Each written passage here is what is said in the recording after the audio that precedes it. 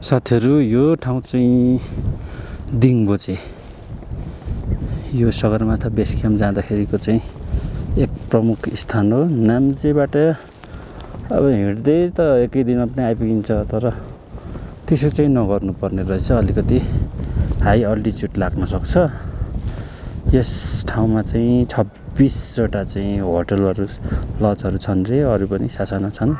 अलिक राम्रो चाहिँ 26 वटा छ भन्ने जानकारीमा पाइयो। यो ठाउँमा छानामा देख्न सक्नुहुन्छ सोलर बत्ती आइपुगेको छैन, बत्ती पुगेको छैन। सोलरले चाहिँ यो गर्नुपर्छ।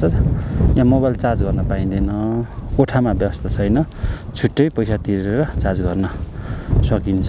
यो सोलरको सुविधाको कारणले त्यो सम्भव भएको हो।